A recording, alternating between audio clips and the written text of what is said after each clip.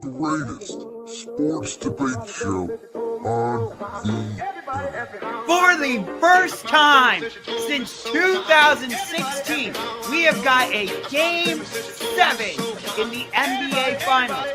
championship rings, starring The Philadelphia Eagles are Super Bowl champions. They won the championship ring. I am loving this feud.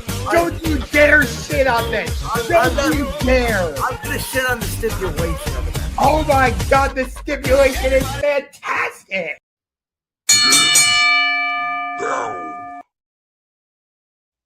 Well, Josh, last week as we kicked off the show, we had some breaking coaching news, and this week it's more of the same, and it's coming out of the same division as it is official. Mike Tomlin has resigned. He has stepped down after 19 seasons as the head coach of the Pittsburgh Steelers on a night where we have so much to talk about. Let's get right into it. Think about this for a second. 3 of the 4 teams in the AFC North are going to have new head coaches going into the 2026 season. The only team that is going to remain the same is the one everybody expected to make a change. That, of course, being the Cincinnati Bengals. And honestly, they should at this point. Why not? Let's just refresh in the whole AFC North. Like, what the hell is going on with the AFC North? I don't get it. But it's important to note the Steelers did not fire Mike Tomlin. So they still retain his rights. So I expect this to be a Sean Payton type of situation where he spends a year as a TV analyst and then the following season he ends up getting traded from Pittsburgh to whoever. I'll throw 2 scenarios out there. One is, who's to say he doesn't like TV and never returns to coaching? Remember Bill Cowher, that was the situation, and Bill Cowher still at CBS right now. And the other is, I know it's very unlikely, and I doubt both teams would do it, but boy, wouldn't it be fun if the Ravens and the Steelers swapped coaches? I could never see Tomlin wearing the purple and black, and I could never see Harbaugh wearing the black and gold. No way. I do think there is a scenario out there where Mike Tomlin does wear the purple and black next season because of Lamar Jackson. It's been reported that Lamar Jackson and John Harbaugh had a strenuous relationship there at the end in Baltimore, but it's also been weirdly reported that Lamar Jackson and Mike Tomlin have a very close relationship and that Mike Tomlin would want to coach Lamar Jackson. And that was out even a few weeks ago. So here's the thing. If you want to hire Mike Tomlin as your head coach, you're not going to be interviewing him. He's going to be interviewing you. Well, I'll say this. I don't even know if Mike Tomlin has to interview. Especially if it's in Baltimore, I think you just call him and go, Mike, do you want the job? And how much money do you want? You get full autonomy, et cetera, et cetera. Like, I don't think he would jump at the chance to go to the Giants. I think if he does want to go somewhere, it'd be a warmer place. I don't think Miami's the fit for him. I actually think because he was a former defensive backs coach before he went to Pittsburgh, if, let's say, next year, Tampa Bay were to open up, I think that's a spot for him. I don't think Atlanta has the quarterback. And I think Tomlin, after what he went for in Pittsburgh, which last night was just the epitome of the Pittsburgh Steelers season of they really don't have an offensive threat outside of DK Metcalf and Kenneth Gainwell. Their offensive line is bad. The Steelers have been in purgatory now for a decade, you could argue. And that's part of the reason is Tomlin has not gotten the quarterback right. And so I think in his next stop, if there is going to be a next stop, he will absolutely want to have a bona fide quarterback the way Justin Herbert was when Jim Harbaugh got there. And I think Baltimore fits that description. But again, I do agree with you. I think he's going to take a year off. Yeah. And if he goes to TV, people are going to listen to him because, yes, it faltered in Pittsburgh in the later years. I get it. But still, he knows what he's doing. Like, did you expect a lot of those Steeler teams to end up going 9-8, 10-7? Well, Josh, I mean, the standard is the standard. No, I don't disagree with that. But with some of those teams, you're like, how did he get that team to 9-8? Especially like the Mason Rudolph team, the Kenny Pickett team. Yeah, that's what I mean. But I mean, let's be honest. The Steelers, do you know they have not had a lead in the playoffs in the second half in a decade? Yeah. I think they've lost now 7 straight playoff games. Yeah. By the way, their best deficit in that 7-ish game span was losing 21-0. Yeah, I think they've lost most of their playoff games by an average of 21, if I'm not mistaken. Yeah, that sounds about right. Grandizer, I see your question. We're going to get to that in the next topic, by the way. But yeah, I mean, I just think like I said with Baltimore last week, it was time, right? It was time for Mike Tomlin. It's time for John Harbaugh.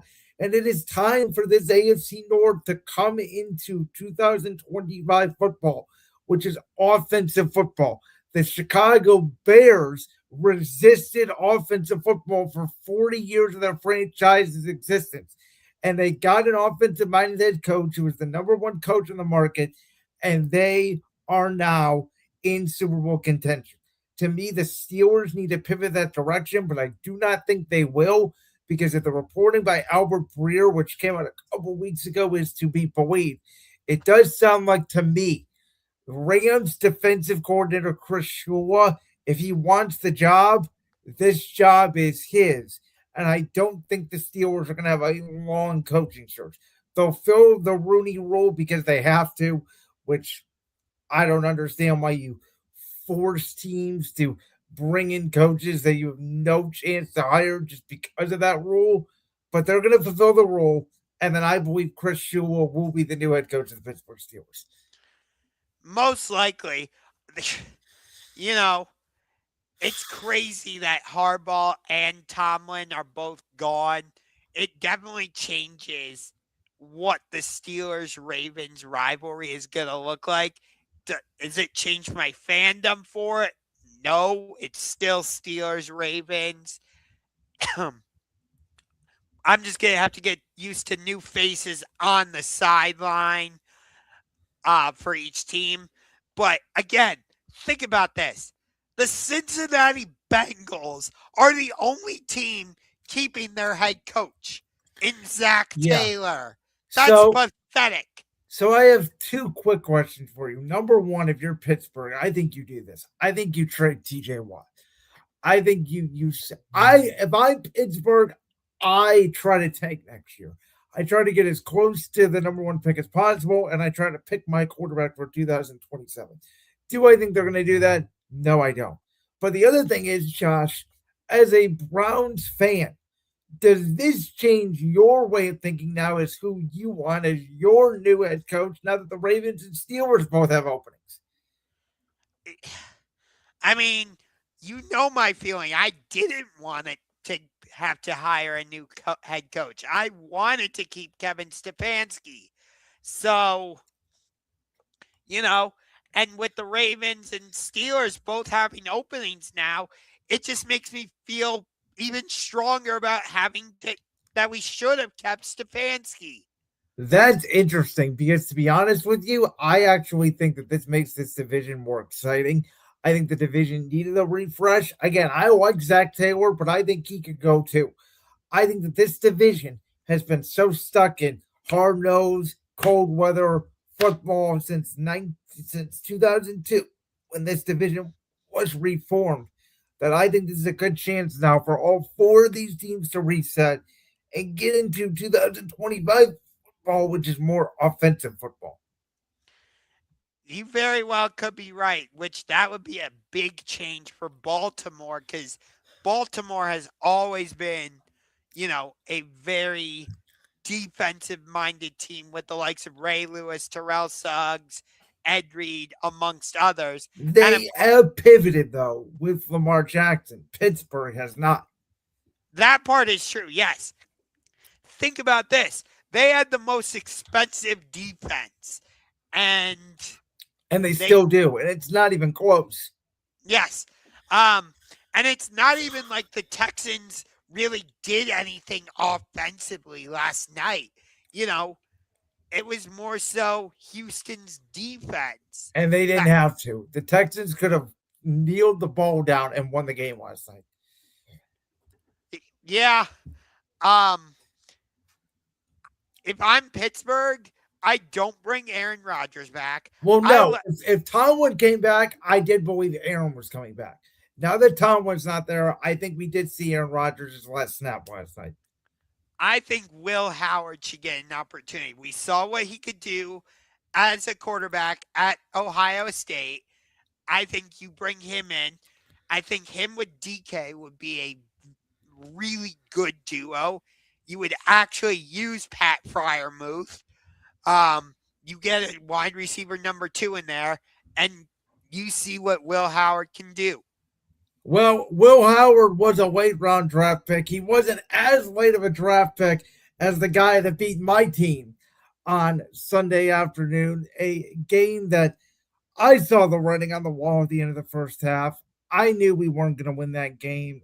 When you have 2 turnovers and you can't take advantage of it, I thought the defense played well. I did not think they played great. I thought they played well enough, and I thought that this was the bottom line is what my team was all year long, which was penalties at inopportune times, Kevin Batullo's inability to adjust to defensive adjustments in the second half, which is the reason why he is no longer the offensive coordinator, and Nick Sirianni has been very dependent on his coordinators. We know that. I have defended Nick. And by the way, I'm going to defend A.J. Brown. And I don't make a lot of what that scuffle was on the sideline between him and Nick Sirianni that's been going on for the past 3 years. I don't think that this team is really that far off. There's going to be some changes. Dallas Goedert, I don't believe is going to come back. I think he's going to get a payday from somebody else. Nakobe Dean is likely gone. Todd Campbell will probably fill his spot. I think they definitely need to go out and obviously get a second corner. And I just think that, it was very hard this year. Coming off the Super Bowl, and Kevin Batullo really just never felt like he fit as the offensive coordinator. But it does sound like that the Eagles may be open to bringing him back into his old role, which was passing game coordinator. What I want out of a new offensive coordinator is someone who has been a head coach, someone who will not take a job right away, because this will be Jalen Hurts' 7th offensive coordinator in as many seasons. May I interrupt you and address that point super quick? Yes. Because I get it. Jalen Hurts has exploded onto the scene. For God's sakes, he won Super Bowl MVP. And I think if the Eagles had won Super Bowl 57, he would have won Super Bowl MVP. You can make an argument he should have won Super Bowl MVP, even though they lost. But the fact that you said this will be his 7th offensive coordinator? Yeah, I mean, count them. Nick Sirianni, Shane Steichen, Brian Johnson, Kellen Moore, Kevin Batullo, Doug Peterson in his rookie year, and now this offensive coordinator. Okay.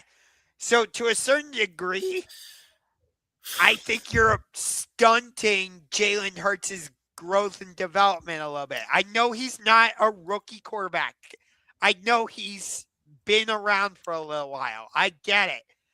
But still, we've seen how he, jumped into what many consider to be the elite group with Kellen Moore as his offensive coordinator.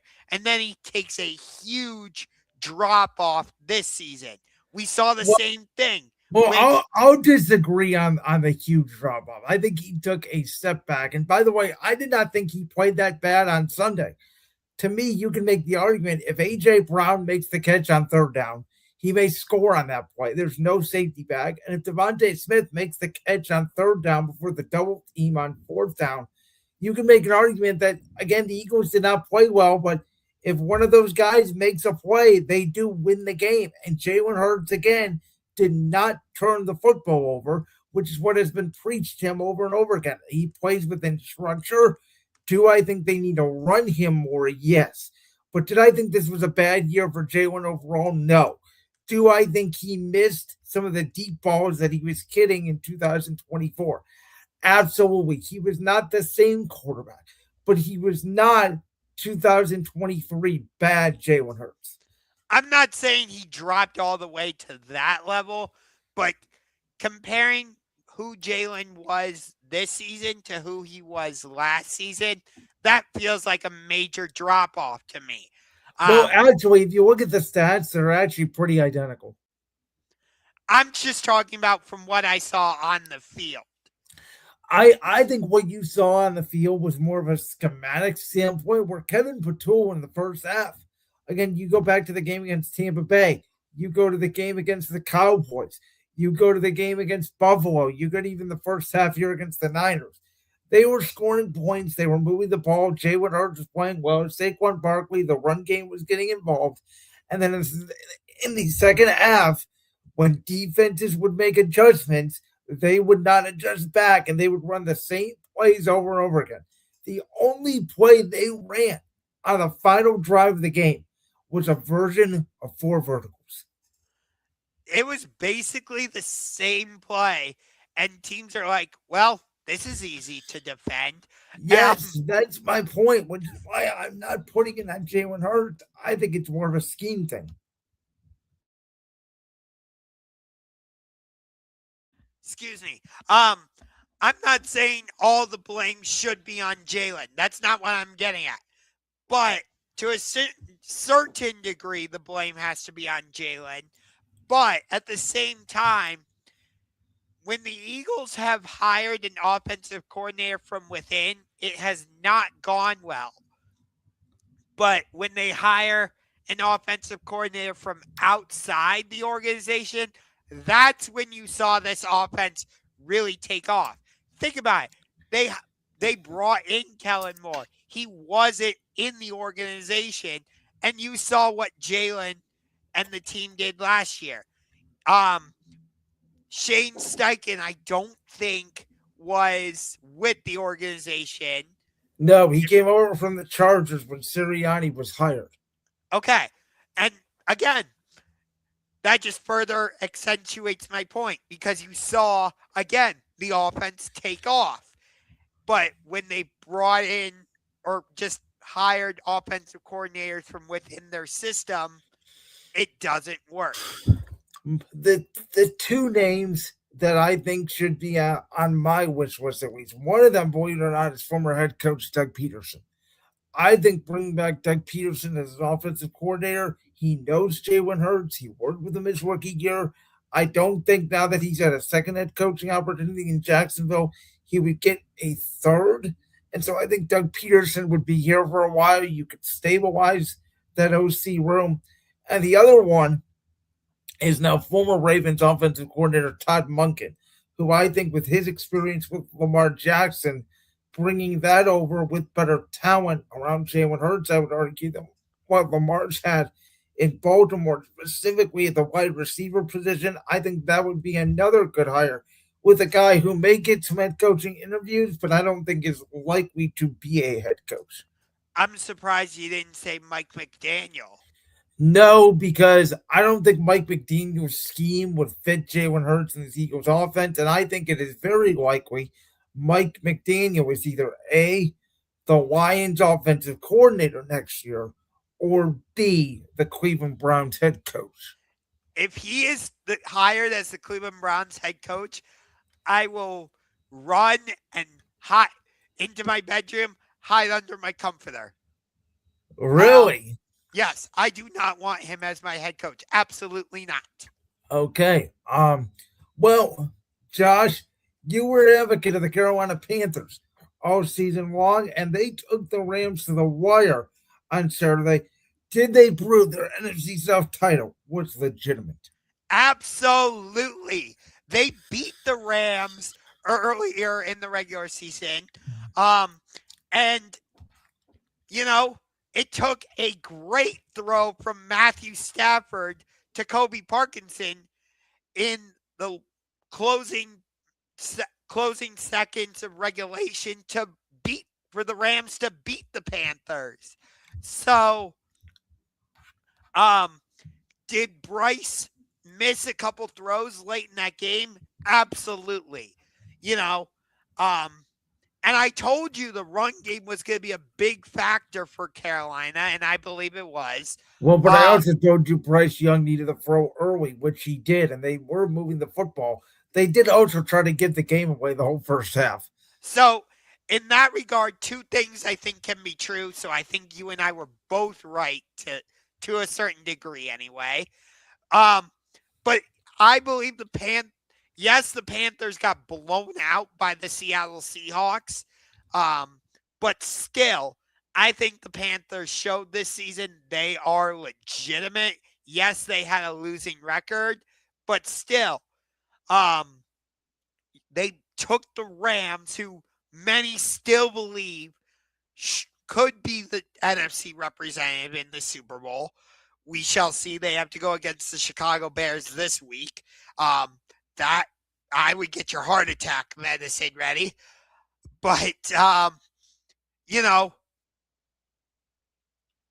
so I think the Panthers proved they are legit. They got to get some offensive line help because Bryce was under duress a lot of that game.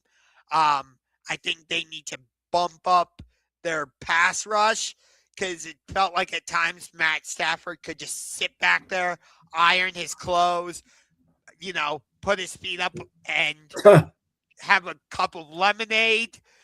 But, they only lost by 3. If they had gotten blown out by like 14 or even 10, I would have said, no, they did not prove their title to be legitimate.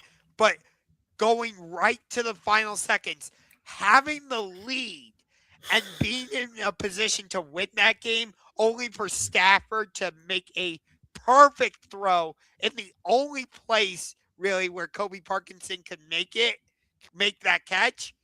For me, that proves the Panthers would won this title legitimately.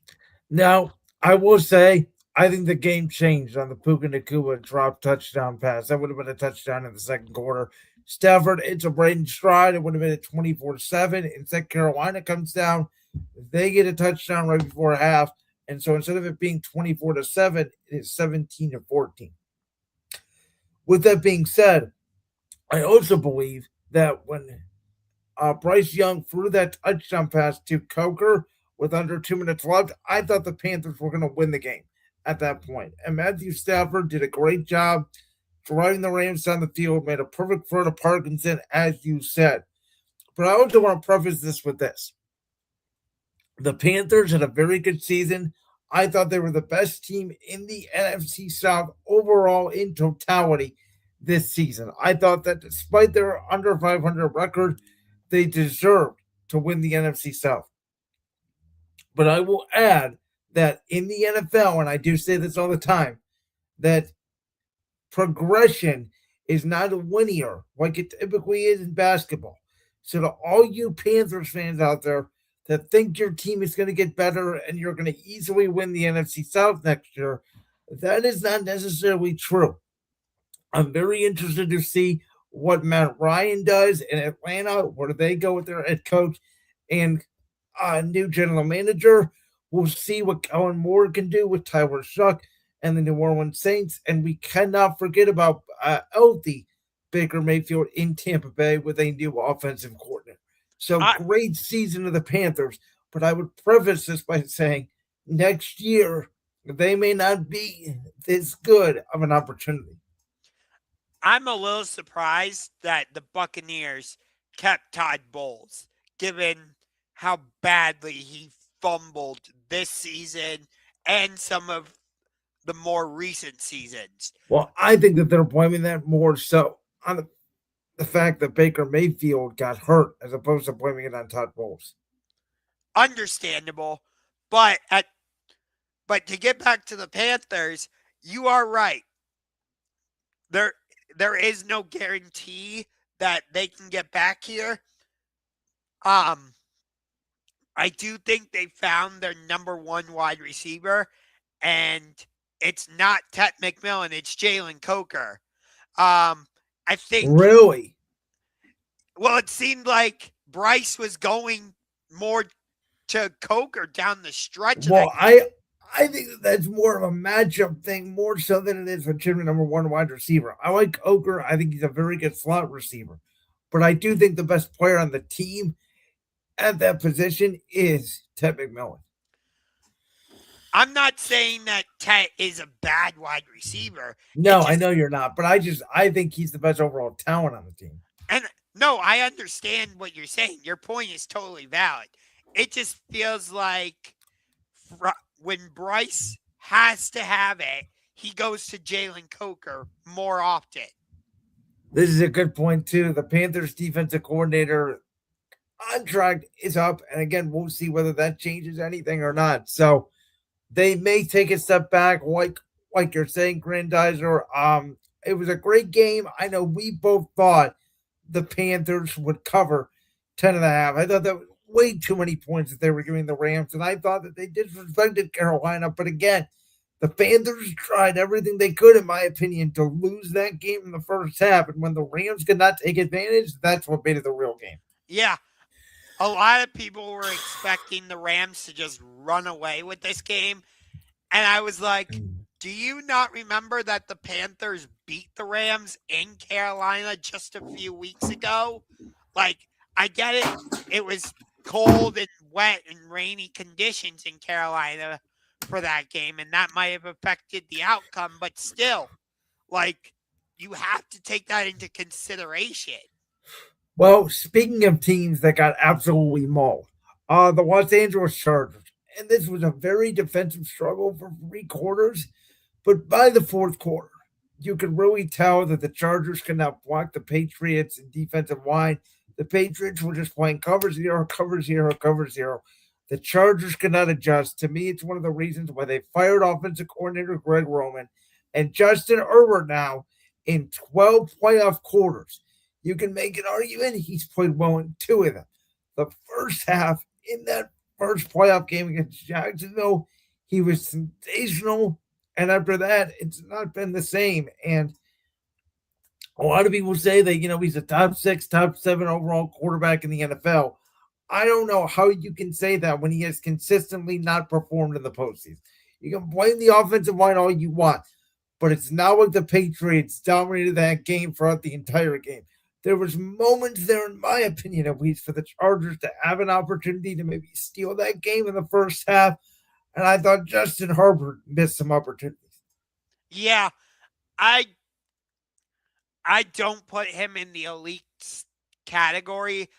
Honestly, I never really did. I'd put him in the very good tier, maybe great. Like, because we've seen him have great moments, but is he consistently great?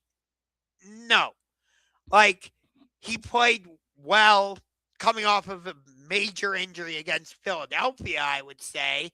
But then he has a clunker game like what we saw against the Patriots, So that's part of the reason why I can't say he's elite is because of his inconsistency.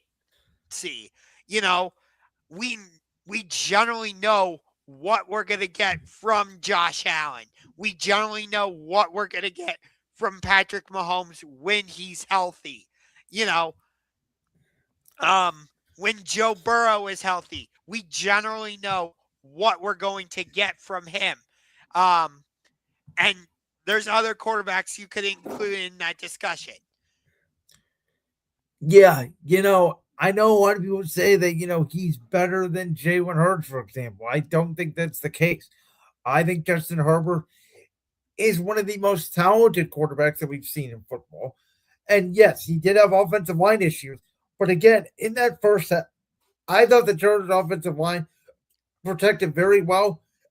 And I thought this game changed early on in the game when the Chargers had the first and goal, from about the 8-yard line off the turnover by Drake May off the fumble. And the Chargers had an opportunity, fourth and goal from the 2-yard line to get a touchdown and take advantage. And they got 0 points out of it. At that point, it just felt like the Chargers never even came close to scoring again. And I thought it was a rare bad coaching job by Jim Harbaugh in the final 5 minutes of that game when it is 16-3 New England and the Chargers seemingly had no urgency on offense. Chris Collinsworth and Mike Tirico kept saying, why are they substituting? They're letting New England substitute again. They got to hurry. They got to get a touchdown before the 2 morning. And there was just absolutely no urgency to that team. No. And it's understandable why they fired Greg Roman. You could see the problems all year. But, honestly, if Bo Nix goes out and beats the Buffalo Bills this weekend in the divisional round, I would say that even though he's only played one playoff game, after this, because this will be his second playoff game, This will be his second playoff game. Yeah, you're right. And, if he goes out and beats Buffalo, which will be a rematch of last year's wild card round, if I'm not mistaken. You are correct. I forgot about that, but that was the 7-2 matchup in the AFC last year. Yeah. But this time it'll be in Denver. But my point is this. If Bo Nix goes out and avenges that loss and outplays Josh Allen, I would take Bo Nix over Justin Herbert. Well, wait a minute. Hold on. I just want to say this. In about week 2 of this season, you told me you would take Bo Nix over Joe Burrow. You're saying now if Bo Nix wins this game, you would take him over Justin Herbert. You just said Justin Herbert wasn't elite. So what you're actually saying is Joe Burrow was never elite by that logic. Okay. So, well, Joe Burrow has proven me wrong because, he dragged the Cincinnati Bengals kicking and screaming almost to a playoff spot. But, they're the Cincinnati Bengals, so they don't know how to keep their quarterbacks healthy. In this order, I think the top 4 quarterbacks in the league, regardless if they're hurt, active or not, are Patrick Mahomes, Josh Allen, Lamar Jackson, and Joe Burrow. We can pick the order, but I think those are your 4. Then I think Jalen Hurts is up there. I think Drake May has entered in the conversation after the year he's had. I think obviously Matthew Stafford is up there. Sam Darnold, the way he's played this season, has been like a top 10 quarterback. Dak Prescott as well. I think you could make the case for Caleb Williams, especially the way he's played down the stretch. And I think Justin Herbert, to me at least, is now below that tier. So you did not mention Bo Nix at all in that. No, and shall we get into it? Shall we talk about it? That Josh Allen and the Buffalo Bills, they're going to Bo Nix and the Denver Broncos. And maybe I messed up the graphic. Maybe you messed up the graphic. Denver should be plus 1.5 on the graphic. Wait, did it just flip? Are you sure about that? I looked on ESPN. Denver is now a 1.5 point favorite. Let me see, because FanDuel, the last time I checked, I'm doing this live. If that's the case, FanDuel still has Denver as plus 1.5. On ESPN, I just looked. Denver is listed as a minus 1.5 point favorite. So it is a pick'em then, basically either way. And again, I think it just goes to show you that no matter what, the league is not respecting Denver because they're the 1 seed. They're at home. They're coming off a bye. Buffalo barely beat that Jacksonville Jaguars game in a game where Jacksonville really mostly controlled the second half. And if it wasn't for the tush push, you could make a case that Buffalo should have lost that game. And now they're going into Denver, a place that's very hard to play, as only 1.5-point underdogs. To me, it is the matchup of Josh Allen versus Bo Nix, and people not seeing Bo Nix as an elite quarterback. I think Bo Nix is very good, but I think Bo Nix has struggled to play against good teams this season, and he has struggled to play a complete game this season. And I think that could ultimately be the Buffalo Bills' downfall. You mean the Denver Broncos downfall? Yes, excuse me, the Denver Bronco downfall. I do think I understand what you're saying, but that Broncos defense is legit. They can get after the passer. I think they will make life difficult for Josh Allen. And I believe Buffalo just lost Gabe Davis for the season. They did, and they also lost Shavers. They currently have right now only 3 healthy wide receivers. Khalid Shakir, Keon Coleman, and Brandon Cooks on their roster. Look at us. We're both coughing away here. I know. And that's why I think Denver has the slight advantage going into this game. Kind of like Jacksonville. I thought the Jaguars were the most complete team in the AFC. It feels like Denver, at least in my opinion, is the second most complete team, if you get what I mean. I like their running backs, especially Jaleel McLaughlin. RJ Harvey. There we go. And then, of course, with the defense, you have, the reigning defensive player of the year, Pat Surtain. Good luck throwing against him. And again, you have the new version of the Orange Crush defense. And I like Cortland Sutton. I think he is turning into a number 1 wide receiver. You've got Evan Ingram at tight end. I just think Denver, because of that, it will be a mid-level scoring game. I don't think it'll be like a 34-31 type of game. I could see this being like a 27-24 type of game. Kind of basically like the Jacksonville game, but with Denver coming out on top.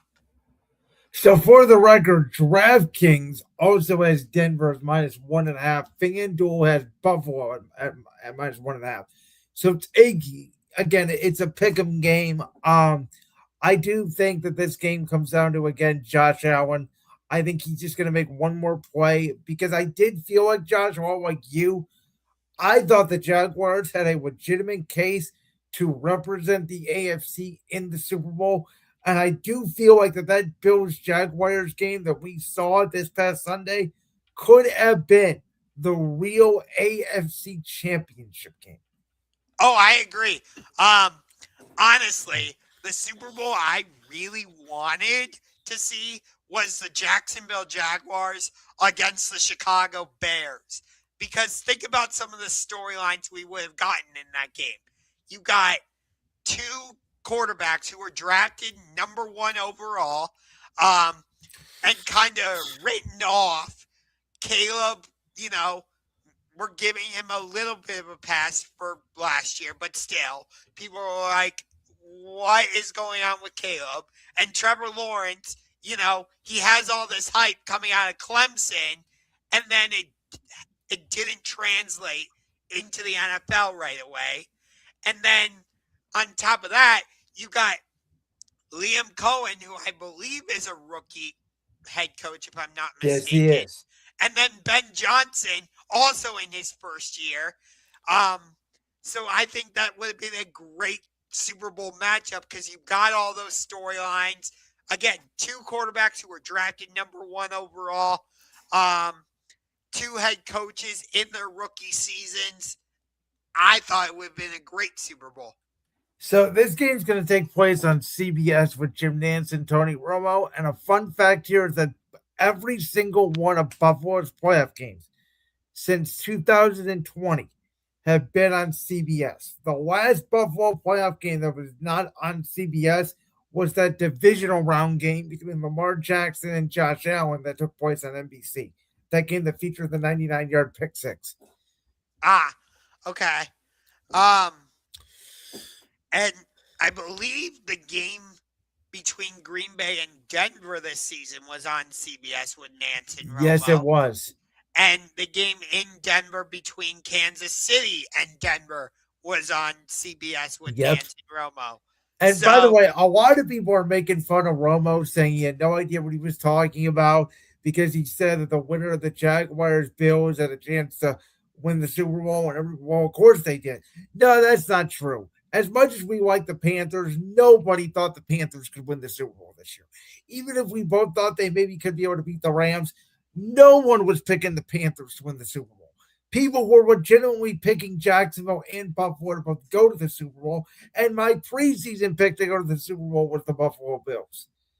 Yeah, my preseason pick, well, both of them are now out, Baltimore and Green Bay. Let's get to the NFC side where I can hate watch this game because I hate both these teams. Between the Niners and the Seahawks, Kyle Shanahan, there's something about him I don't like. There's something about Brock Purdy I just don't like. There's something about Sam Darnold I just don't like. And so I'm going to be having a grand old time listening to Tom Brady and Kevin Burkhardt on the call Saturday night, as this is a Fox game. Listen, we saw this matchup 2 weeks ago. We saw the Seahawks absolutely dominate the Niners offense. I think it is really hard for a team to beat a team like that 2 times in a 3-week span. I think the bye week for Seattle may actually hurt them because of the fact they are such a young team. Oftentimes, a veteran team that needs rest, a bye is good for them. A young team that's used to playing, a bye sometimes is not good for them. And interestingly enough, in the wild card round, we saw teams like the Packers, like the Eagles, even teams like those would be the main two, I guess. The Packers and Eagles who rested their starters in week 18 and then lost, in the wild card round. So we'll see. I think it's a very close game. I would definitely take the points here with the Niners, but I do think the Seahawks don't need to win the game. Seattle lost to San Francisco in Seattle back in week 1. I think the score was like 17-13. So it's interesting that we're already getting round 3 just a couple weeks after they played each other for the number 1 seed and the division title in week 18. And as you said, Seattle's defense absolutely shut down San Francisco. And now with George Kittle out, even more of the focus is going to be on Christian McCaffrey in this game. I think that makes the task a lot easier for Seattle because as we saw, this offense runs as Christian McCaffrey goes. If you can shut down Christian McCaffrey, you basically shut down the 49ers offense. Yeah, and Philly, we really did for the most part shut down San Francisco in the running game. It was more of McCaffrey in the passing game. And then out of nowhere, Demarcus Robinson, the former Chief, the former Ram, had a big play. It wasn't even Jawan Jennings who really played that great. Again, it was more Robinson. And now they're probably going to get Ricky Pearsall back for this game. I think it's a very interesting. I think it's a low-scoring game, but I do think it's going to be really tough for San Francisco to go in there and win outright. We've seen how loud Lumen Field gets when it's playoff time. I don't know how San Francisco can do it, but we've seen them go on the road and win games we didn't expect them to. Hell, I didn't expect them to go into Philadelphia and beat the Eagles, but that's exactly what they did. Yeah, I will say this right here and right now. If one of these two teams represent the NFC in the Super Bowl, I will not be a happy person. Fair enough. All right, let's get to the defensive battle that's incoming between the Houston Texans and the New England Patriots because 14 points may be enough to win this one. You're honestly right. If Houston's offense could just catch up to their defense, I would view them more as legitimate Super Bowl contenders. Because that defense is absolutely legit, and they can cause absolute havoc. And yes, I like Drake May. I've been saying he should be number one in terms of MVP all season. But, we saw Myles Garrett by himself cause havoc against the Patriots. He had 5 sacks in that game. Yes. And now you've got Daniel Hunter and Will Anderson both coming off that edge. And by the way, we saw Houston's defense last night completely obliterate the Pittsburgh Steelers. And we saw a Charger defense, which does not get a lot of pressure, get 5 sacks on Drake May and that New England Patriots offense. I've been saying all week that going into last night, the Patriots should have rooted hard for the Houston Texans because I do think it's going to be very difficult for the New England Patriots to move the ball on this team. I think it's going to come down to turnovers. And as much as I like Drake May and the Patriots, as much as a good season I think they have, I think the Houston Texans, if they can run the football, if they can play keep away, Nico Collins, though, is going to be the big one. If he does not play in this game because of that concussion, where is the offense going to come from if you are the Houston Texans? I do like this comment by Grandizer. He says, Josh roots for the Texans, ex-Browns players there. No, I don't root for the Texans. Yeah, how about this? A 6-3 game. I mean, last night, the Pittsburgh game felt like it was going to end 9-7.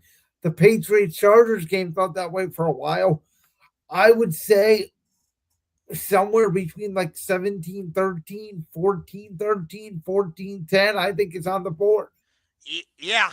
I do think the Patriots have a bit of an edge in this game because Vrabel is their head coach. He's been there, done that. Granted, it didn't go well with him, in Tennessee. But in 2019, he got them to the AFC Championship, and they had the Kansas City Chiefs on the ropes, at least for maybe the first half of the game. I would say the first quarter, but fair enough. Yeah. And you know what else? In a year where, and I talk about this all the time, right? In the NFC, 3 out of the 4 remaining coaches are offensive. The only defensive remaining coach is Mike McDonald. But this year has been a different year in the NFL. It's been the year of unpredictability. It's been the year of the defensive coach. In the AFC right now, the only offensive head coach remaining is Sean Payton and the Denver Broncos. And I think that this Houston Texans team has the best defense left out of anybody. I do think there is a scenario where the Texans not only make the Super Bowl, but they win it. Think about this for a second.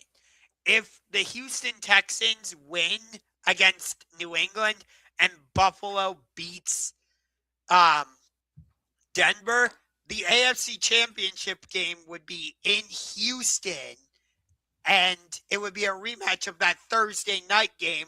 In which the Texans absolutely took apart Buffalo's offensive line. And that's exactly where I was going. So I'm not just going to dismiss that as a possibility. I think I agree with you. Like I'm looking at this line, 3 points I think is too much. I think I'm going to take the Houston side of it. New England may win by 3, but I feel pretty safe in saying I think Houston's the play. I will say this. The NFC, in terms of like the games themselves, I would say the NFC is probably the better conference in terms of playoff teams remaining, but the more intriguing games are in the AFC side, if that Yeah, makes sense. you know what's going to be weird this year is on Saturday is the CBS and the Fox game. On Sunday is the ESPN and the NBC game. So we're not going to see CBS and Fox on Sunday at all, which is just going to feel weird to me. Yeah. And what's even stranger is usually whoever is broadcasting the Super Bowl doesn't debut their new score bug until the Super Bowl. But we already got to see what it's going to look like. Yeah. Because they used it for the Chargers-Patriots game, which is Yeah. highly unusual. By the way, it's very similar to the old one. I couldn't even tell the difference. I mean, the old one was that like circle where you had the two low. It was just like that, half circle. But no, getting back to this game, I'm looking at New England in terms of their offense. I know that a lot of the passing game is going to go to Stephon Diggs. Former Texan, by the way. Yes, but I think they should actually utilize Hunter Henry more in this game. I was going to say, I think Keyshawn Booty's got to be a big play down the field. I think they have to find a way because I think Derek Stingley is going to probably take Stephon Diggs. They have to find a way to get other wide receivers, whether it's Pop Douglas or Keyshawn Booty, the ball out in open space, maybe even Travion Henderson in the passing game, along with Hunter Henry, because we know Hunter Henry is going to be good. I'm not disputing that point. What I'm saying is which other of the young players that we don't expect is going to have to step up. And that's why I think you first establish the passing game with a veteran like Hunter Henry, and then you get some of the young guys involved. I just think this game could come down to Will Anderson or Danielle Hunter beating a rookie Will Campbell and stripping Drake May. You very well could be right. And I like this quarterback matchup too, because Drake May and CJ Stroud, like we saw what CJ could do at Ohio State, and we were all expecting big things from him. And, you know, you and I had the argument after the Cincinnati game of should he be in the MVP conversation or not? And we're having the same type of discussion with Drake May, and he's only in his second year. I do think CJ is a bit of a victim of his own success based on what he did in his rookie season. Kind of like what happened with Jaden Daniels. Although with Jaden, it's not necessarily his fault because he suffered those injuries, but it's the same type of situation, if you will. Well, as we say here on the graphic, it'll come down to the final possession. The Rams are taking on the Chicago Bears in Chicago, and the Bears at home are underdogs by 3.5. And so to me, when it comes down to this game, I think, the Bears, they have lived and died on second half comebacks. They were behind 21-3 against the Green Bay Packers early on. That game Saturday night was very reminiscent of the Week 16 game in Chicago where the Bears made that second half comeback. I don't think they're going to be able to do that against this Rams team. I think Sean McVay is going to have a very good game planned against the Bears. I think the Bears, they have to come out fast. They have to score. What's interesting is, last week on the show, we had both said that if the Bears had won the toss, they should receive the ball. They did so against Green Bay. They got a field goal out of it. They're going to have to score more points than 3, I believe, in the first half to beat this Rams team because, again, I think Sean McVay is going to come out. I think they're going to establish a good passing game. I think the Bears' best hope is that the Rams maybe struggle because there could be some participation issues potentially early or later on in the game. I could see this being like a 37-31 34 type of game. When you got the likes of Devontae, Puka, Kyron Williams, I forget the other running back the Rams have on their roster at the moment. Blake Corum. Yes, Blake Corum. Thank you. And you've got Tyler Higbee. I think he's still the tight end for the Rams, if I'm not Oh, mistaken. he's out for the year, so they have Parkinson, I believe. Oh, yeah. You're right. My bad. But, and then with the Bears, you got DJ Moore, Roma Dunze, Colston Loveland, who has become. Come on. Yep, absolutely. Yep. Colston Loveland, you and I have talked about how if you want to be a legit team in the NFL, you got to have a number one wide receiver. The Bears do. He just so happens to play tight end.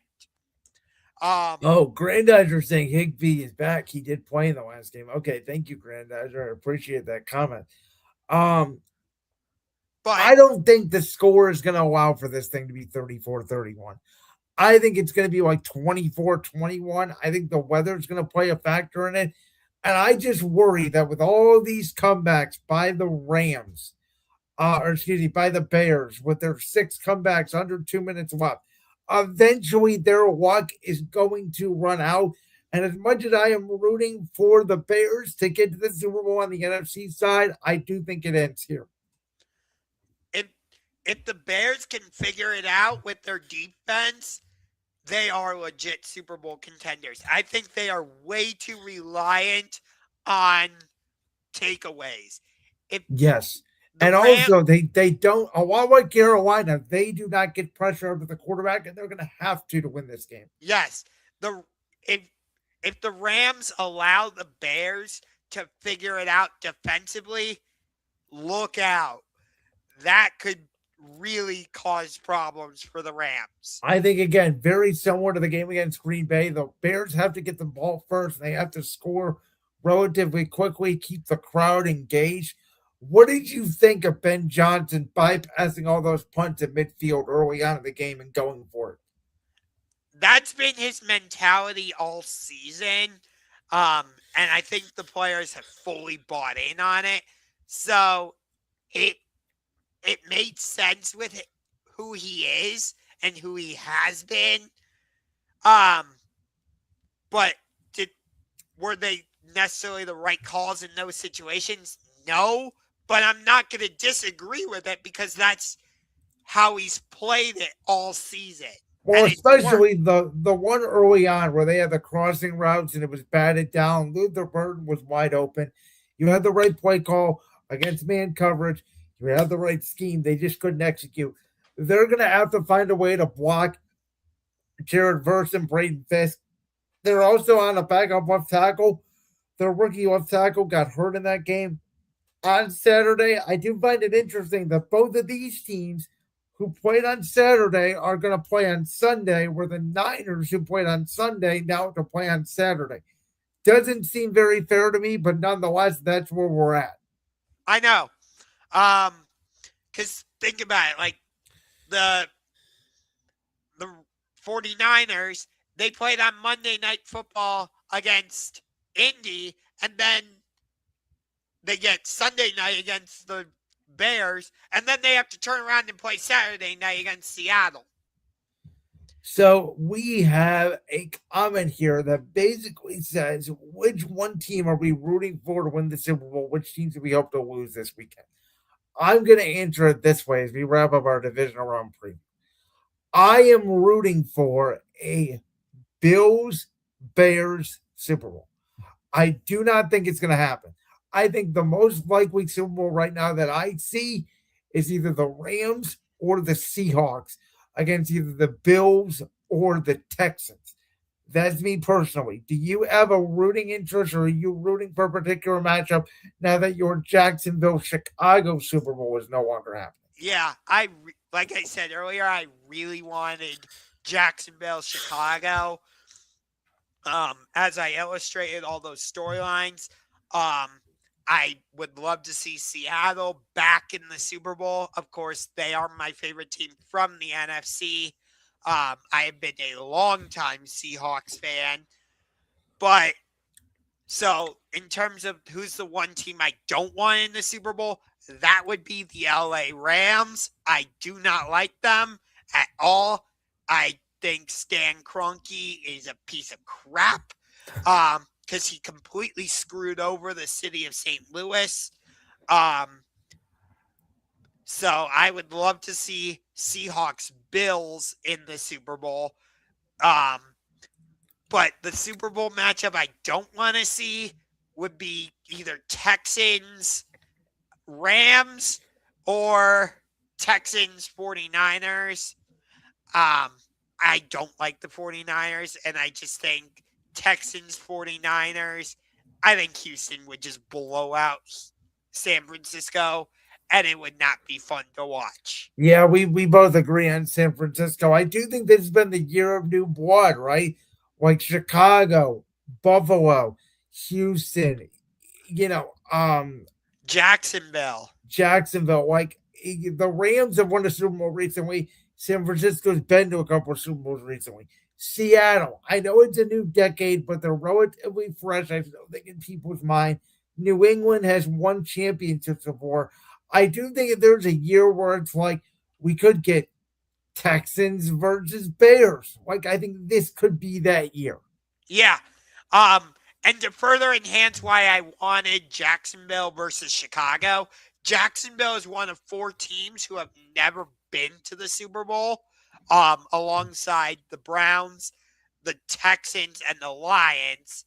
And the Bears haven't won a Super Bowl since 1985, and they haven't been to the Super Bowl since 2006, when they, of course, lost to Peyton Manning and the Indianapolis Colts.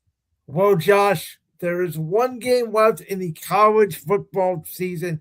It will feature the glory franchise of the Miami Hurricanes against a team who before this season only had 2 winning seasons in the entire history of their program, in Curt Zanetti, Fernando Mendoza, and the Indiana Hoosiers. After one of the college football semifinal games was an all-time classic, and one of them was a complete beatdown. Yeah. That Oregon-Indiana rematch did not live up to the hype at all. It felt over on the first play after Dante Moore felt the pick six. It felt like from there, Indiana was just going to take over, and Oregon did get back in the game somewhat, but the turnovers, especially the fumbles, is what really led to the acceleration of that game not being close. Yes. And it'll be interesting to see what the crowd is like for this game, because it is being played at Hard Rock Stadium in Miami, which just so happens to be the home stadium for the Miami Hurricanes. But as we've seen, the Indiana crowd travels well. So it'll be interesting to see what the crowd split is like for this game.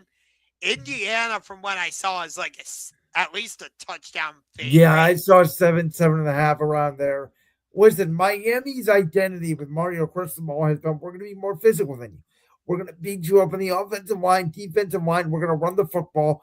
And to me, the story of this game is the story of the 2 different quarterbacks. Carson Beck was a 2-time national champion. He was projected earlier in his career at Georgia to potentially be a first-round pick. He then fell off. He obviously had a transfer here to Miami. Fernando Mendoza is a Heisman winner. He's easily projected to be the number 1 overall pick in this year's draft. How do the 2 chips on each of these guys' shoulders that are very different, how can they tell a similar story? Curt Zanetti has won everywhere he's been. Mario Cristobal has won everywhere he's been. Which one of these coaches is finally going to break through? And we'll have our answer this coming Monday night. Yeah, and we'll see if this is the last year of the 12-team playoff, because I've heard that if the Big Ten and SEC can come to an agreement, we could be expanding to 16 teams as soon as next year. And in the coming years, it would expand to 24 teams. Yeah, I think it's a topic that next week or in the coming weeks, you can really dive into the why on that. And I do think the fact that the College Football National Championship is now taking place on MLK Day, and the fact that we are now through the NFL divisional round, I do think it does dilute a little bit the CFP because the focus is not on the CFP. We talked about this last year when it was Ohio State Notre Dame. At this point, to me, the College Football National Championship is so late in the season. We have just spent an hour and so change on the NFL. Like, no one is really talking about this game because the forefront is about the NFL playoffs. I think the CFP National Championship needs to move permanently to the Rose Bowl, and it needs to be played on New Year's Day. I also think that part of the problem is that it's on a Monday night. I think that's also part of the problem with the March Madness and the National Championship. By the way, I was saving up all my money to go to Indianapolis for the 2026 Men's Final Four. Unfortunately, that is not happening anymore. But I always tune in for the National Championship. But I hate that it's on a Monday night. I hate it. Like, that's what's great about the Super Bowl. It's on a Sunday, which is when NFL football is supposed to happen. College football is supposed to happen on a Saturday. If you do the College Football National Championship on a Saturday, I think more people would tune in because that's when college football is supposed to happen. Well, again, they'd either have to do that prior to. Well, the problem is you can't really do it on Saturday because you have Week 17 and Week 18 now in the NFL that are playing Saturday games. So you pretty much would have to do it either like next weekend, right before the conference championship games, or you have to do it like prior to Christmas. Yeah. So I understand why they do it on Mondays. That's one of my biggest pet peeves. But in terms of this game, I do like Miami's defensive line with Ruben Bain. I do think maybe they can get after Fernando Mendoza. I don't trust Indiana's offensive line fully. I don't think they've really been tested the way they're going to be against Miami. Because as you said, Miami is going to bring that physicality, which honestly Indiana has not seen yet this season. And Miami had to do it the hard way. They had to go for Ohio State. They had to go for Ole Miss. They had to go for Texas A&M. Like, it was, and they played all three different games. Texas A&M was 10-3. Ohio State was like 24-17, something like that. The Ole Miss game was 38-35, something like that. So they had to win in different ways. My one worry for Miami would be if Carson Beck turns the football over and this thing gets away from them early. They have to stay within the game because if they get behind early, I'm not saying it's going to be TCU, Georgia bad, but I think it could be Indiana, Oregon bad if Miami does not stay in the game early. You know what's interesting? You mentioned how Carson Beck transferred from Georgia. Don't forget, Fernando Mendoza is also a transfer quarterback. He started at Cal. Yeah, no, you're right. And again, Kurt Zanetti, Mario Cristobal, they've done a good job building these programs. The question to me is going to be which team / which quarterback can make big plays and don't turn the football over. Which, honestly, I feel like that's going to be Indiana. Yes, I would agree. Now, again, I do think Indiana more than likely covers the spread, but I think if Miami can get pressure on Mendoza, the way you're saying, this could be a very close game. I don't think there is a 0% chance Miami loses this game. Like, I think they could win it. Think about this. I don't think this is a story a lot of people are talking about. If the SEC has not been in the national championship since Georgia won it in 2022. Yes. That's insane. And Well, not really with the level of the NIL and the transfer portal coming in. The Big Ten has now become easily the best conference in college football. And think about this. Like, we had Michigan win it in 2023. We had Ohio State win it in 2024. And now you're telling me Indiana might be able to win it? Like, if I would have told you Indiana would be in a position to win a national championship just a couple years ago, you would have looked at me like I was nuts. Yeah, I mean, it goes to the power of Kurt Cincinnati and what he's done. And if the Big Ten does have 3 different national champions, well, that means your Penn State Nifty Lions and Matt Campbell are coming next year. Very well could be. They brought it over the quarterback from Iowa State. I forget Rocco Becht. So we'll see. Who obviously played with Campbell, of course. Exactly. Yeah. We have some NBA news to get to because Trae Young is the first person in the history of mankind to request to be traded to the Washington Wizards. Yeah. And the Hawks didn't get any picks in return. No, they got an old CJ McCollum, and they got one other player. I'm forgetting his name right now, but that's Corey it. Kispert. Thank you. Like, that's hilarious. He's going from constantly being in the play-in tournament to, well, what, being in the lottery? Yeah, and here's the thing: Trae Young and people. I don't know if you remember this. Trae Young, when he was drafted, was technically drafted because the NBA rules are dumb, and I don't understand why they do this. But Trae Young was technically drafted by the Dallas Mavericks, and he was then traded to the Atlanta Hawks for Luka Doncic. Yes. Donovan Mitchell went through the same thing. Remember? He was drafted by the Denver Nuggets and then traded to the Utah Jazz. Well, technically, Kobe Bryant was as well. Remember the Hornets and the Lakers back in the day as well. But Trae Young, early on in Atlanta, he had a very good career. He obviously got the Hawks to that Eastern Conference final in 2021.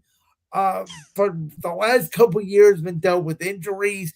The Hawks have not been as good of a team as they were. He's been a liability on the defensive end. And it has felt like this year has been more stat padding than anything. And it does feel like he went to the Wizards to just do more stat padding. Yeah. I would have loved to have seen him go to the Minnesota Timberwolves alongside Ant and Julius Randle and Jaden McDaniels. I think that would put them right up there as legitimate title contenders. But the likelihood was that wasn't going to happen. The fact that he actually wanted to go to Washington is hilarious, though. Well, I guess the general manager there used to have be the GM in Atlanta, so there's a mutual connection there. And for the Wizards, like, listen, I was there at Capital One Arena in December to watch that Cavs Wizards game. It was all Cleveland Cavaliers fans, and when I mean all, I pretty much mean all. If you want to sell tickets for fans to go see the Wizards, that's it. I mean, Trae Young is one of those fun players to watch in the NBA when he is healthy. Yeah. But who else do the Wizards have? Nobody. I mean, Star's been okay. But obviously they're not going anywhere because they don't have a plan to build. And I've always said the Wizards are the most irrelevant franchise in all of sports. I think I saw Bradley Beal was upset that the Wizards gave Trae Young number 3 because he's like, they're gonna retire my jersey. It's gonna be up in the rafters. Yeah. I mean, the Wizards are just a franchise that no one cares about, but Trae Young now is going to be forgotten about. Again, he made pretty good money in his career. Former, multi-time All-Star. He's a really good player. He can put up a lot of points, but he's not going to lead you to win a championship because I don't think he could be your number 1 best player. No. And the fact that the Hawks didn't get any draft picks in this trade just is kind of pathetic. Like, Well, Atlanta does have some young pieces that they can build around. yeah, I know, but still, like, you're trading with the Wizards. You know they have draft picks, and you don't get any for a franchise cornerstone in Trae Young. Well, you can make a Seriously? case if you're a Hawks fan that he was not a franchise cornerstone. He was a piece. He wasn't the cornerstone of their franchise. I guess so. You know, it feels like every year the Heat, the Hawks, and sometimes Orlando are like circling that playing tournament. Yeah. Which it sounds like the Heat are in on trying to get John Morant, which That would be interesting. You know, obviously, John Moran, very talented player. He can jump out of the building, but he's lost his shooting ability. And Memphis is just not going anywhere with him. It's time for him to get a new change of scenery. But I don't know how much of a difference he's going to make because he's basically turned into Russell Westbrook. Great athletic ability. He can't shoot. yeah.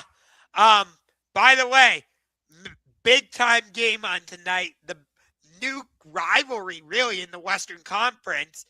San Antonio leads the regular season series 3-0, and they still have 2 games left against each other. 8 o'clock Eastern. Wait, why 2? Yeah, they play tonight in Oklahoma City. And then, because they played in that stupid NBA Cup. Okay, go on. Yes. San Antonio is 3-0 against Oklahoma City. Think about this for a second. San Antonio is 3-0 against the reigning defending NBA champion Oklahoma City Thunder, yet they got swept by the Cleveland Cavaliers, who just lost to the damn Utah Jazz, who lost by 55. Well, in one of those games in Cleveland, Wemby did not play, so. Yes. But even still, like, the fact that the Spurs are 3-0 against the Thunder, yet they got swept by the Cleveland Cavaliers, who are a very mid-level team. They are not. We talked about that last week. Go check it out. Yeah, we are not a championship contender. If we're losing to the damn Utah Jazz, by the way, we were favored by 12.5. Yeah. We're going to be a playing team again. Yay. But no, getting back to this, interestingly, OKC is a 9.5-point favorite, and yet Wemby is playing. I haven't seen anything that says he's not. So the fact that Oklahoma City is favored by that much is interesting because, again, San Antonio is 3-0 against OKC, and they won the last game on Christmas 117-102, and just 2 days prior in San Antonio, they blew out the Thunder 130-110. Yeah, going into the year, one of my predictions was that the Thunder were going to break the Golden State Warriors record and go 74-8. I think I got that one wrong. Yeah, right now they're 33-7. Yeah. So, you know, these are probably, again, I think Denver's in that conversation when Nikola Jokic gets back. Houston, we'll see about them, but I think these are probably the 2 best teams in the West. I would say these are probably the best 2 teams in the league right now. Yeah, I would agree with you because I don't trust JB Bickerstaff over there in Detroit. But I will say this, given how we're playing this season, maybe JB was not the problem. That's interesting, and I don't want to dive down that rabbit hole right now. A rabbit hole I do want to dive down is a shock that happened in the world of professional wrestling this past Friday because he prayed for it, and it happened. And he sent Cody Rhodes straight to hell because Drew McIntyre is the WWE Champion in WWE for the first time in what feels like a year and a half. Actually did something good, did something unpredictable, made the road to WrestleMania unpredictable, and Drew McIntyre has been crowned the new WWE champion. Yes, but the one thing I didn't like about it is, oh my God, it's a hooded figure. Oh my Again. God. Like, can't we come up with something different? Like, Yeah, I think wrestling wants masked wrestlers. I don't know why. it's like, oh my God, it's a hooded figure. Oh, it's Austin Theory. Oh my God, it's a hooded figure. Oh, it's Jacob Fatu. Yeah, Like, and so, but this now opens up the door for the Royal Rumble because there are so many possibilities. They're doing 4 matches that will lead to a fatal 4-way Saturday night's main event. I mean, you could have Drew McIntyre versus Ilya Dragunov. You could have Drew McIntyre versus Sami Zayn. You could have Drew McIntyre versus Randy Orton. You could have in the Royal Rumble match itself, Braun Breaker, Roman Reigns, Cody Rhodes, Jey Uso, Brock Lesnar. There's so many different possibilities. I already mentioned you could do Drew McIntyre versus Sami Zayn at the Royal Rumble. You could have Sami Zayn be in the Royal Rumble match itself, win it, and have Sami Zayn versus Drew McIntyre at WrestleMania. that's the match I want, personally. I want Sami Zayn versus Drew McIntyre at WrestleMania. I think those two have so much history together. And when they've been in the ring, I mean, think back to that Saturday night's main event match. I thought it was really good. I think they have excellent in-ring chemistry. I think they would tell a fantastic story leading into WrestleMania. That really is the match I would like. I believe, if I'm not mistaken, the winner of that fatal 4-way will face Drew McIntyre at the Royal Rumble. Yes, which, by the way, there is a reason why WWE has not officially announced the Royal Rumble is on January 31st yet. I don't know if you're aware of this, but the Royal Rumble may be actually moved back because they're building a stadium for it in Saudi Arabia, and it may not be done in time. Yeah, I heard about this, which is hilarious. But I don't think Seth is going to be in the Royal Rumble. It sounds like he's going to be out longer with his shoulder injury. I mean, do we trust him? That's the thing. And here's the other thing. The fact now that CM Punk is still the world champion, like on the Raw side, this is why I'm so happy Cody lost the title. Theoretically, you could do Punk and Breaker rematch. You could do Punk versus Cody. You could do Punk versus Breaker versus Rollins. You could do Punk versus Roman Reigns. You could do Punk versus Roman Reigns versus Cody Rhodes. Like, Drew winning the championship has opened up so many more opportunities, not only on the SmackDown side, but on the Raw side. And Drew, like you said, they could do Drew versus Sami Zayn at WrestleMania, yes. But Drew doesn't even have to be champion going into WrestleMania. He could drop the belt right back to Cody Rhodes at the Elimination Chamber, and you could still do Cody Rhodes versus Roman Reigns, Drew McIntyre versus Jacob Fatu, and whatever you want to do on the Raw side. There are so many more possibilities now. I don't want him to drop the belt right back to Cody. We've seen Cody walk into WrestleMania as the champion the last couple of years. I want something different. I want to see somebody else walk into Mania as the champion. I do think it's interesting that, like, if you remember, we all thought it was Drew McIntyre who attacked Jacob Fatu in that backstage segment months back. And yet, when he first came into the cage, he did go after Drew, but then he went ham against Cody. So maybe it was actually Cody who launched that attack, and maybe that's the match you do at WrestleMania, Cody versus Jacob Fatu. For me, if you're going to do Cody versus Fatu and then Drew versus Sami, what do you do with Roman? I don't know, because from all reports I've read, they're scrapping Cody versus Roman 3. Well, again, and that report was made by Mr. Dave Belcher, who said, well, I thought it was going to be Cody versus Roman. Now it may not, but I mean, it's still good. I mean, I don't know. Plans change. I mean, I think it could, but I don't think it's going to. I don't know. It's exactly the words that came out of that man's mouth. So, I still think it's on the table. I think WWE likes to leak stuff purposely to get not only fans that are not fans of the product, but to get people like you and me on the internet riled up. As does Tony Khan and AEW. It's what we do. We're addicted to reading wrestling rumors and dirt sheets, even though half the time they don't end up being true. I just like I don't know because I think the plan's gonna be you get Seth Rollins back. I do it does feel like to me like Seth Rollins versus CM Punk versus Braun Breaker is on the table.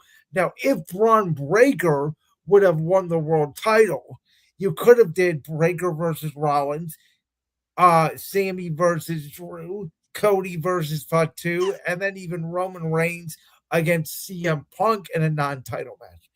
But to me, I still think you can go with Drew versus Jacob Fatu, Cody Roman night 2, and Punk Rollins Breaker night 1.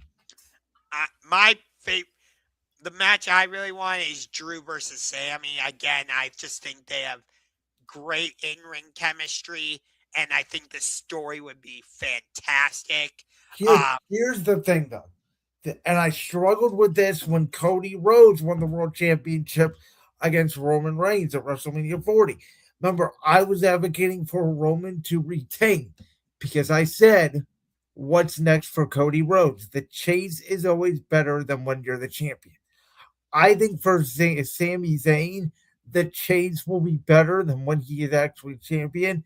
And I'll be honest with you, I think the best direction for Sami Zayn would be to have him win the number 1 contender match in Montreal at Saturday Night's main event, face Drew at the Royal Rumble, have Sami Zayn lose that match, and have Sami Zayn turn heel. Well, okay. I never said Sammy should win the match at WrestleMania. Oh, if Sammy's going to WrestleMania, he's winning the match. I was just saying that's the match I want to see. It's very similar to Jey Uso. Remember, we talked about this with Jey Uso and Gunther at WrestleMania. We both had said you can't have Jey lose. If Sammy wins the Rumble, Sammy can't lose at WrestleMania. Yeah. By the way, you brought up the main event for Raw last week. That was an overbooked mess. Oh my God. I don't know how you can say it was overbooked when there was only about 30 seconds of interference. Honestly, that whole show was an overbooked mess. I did not like it at all. I was looking forward to watching it, which is very surprising because it was the Stranger Things crossover. And all they did was, oh, here's a cool Stranger Things set design, and we're going to do the chapters. I thought, I was like, that's it? Really? Like, no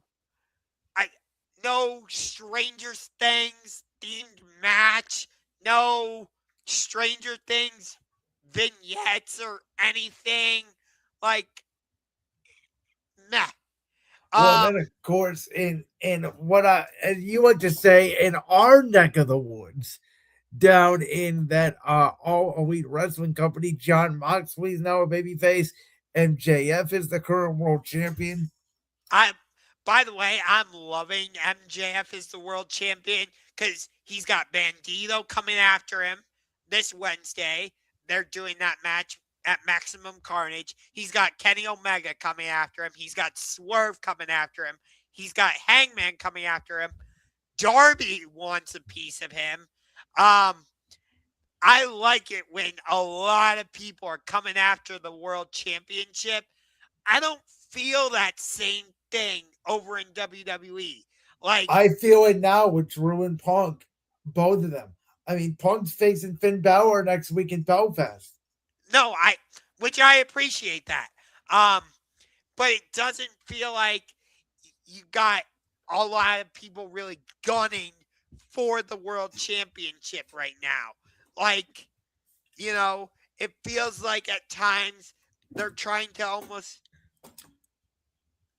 Oh, I'm a huge fan of Stranger Things. I just suck at actually sitting down and watching it.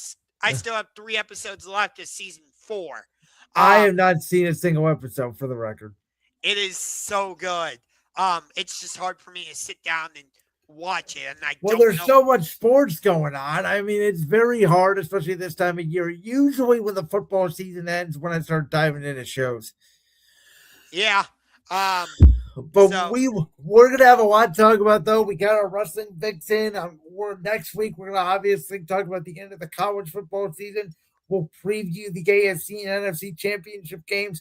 So make sure you stay with us here on Championship Rings as we will try to desperately recover from whatever the hell illness is out there in the world. Make sure you guys stay healthy and stay safe out there because this thing is nasty. Yes, it is. And with that, we'll see you guys next week. Enjoy, and we'll see you guys next week on Championship Rings. Bye-bye.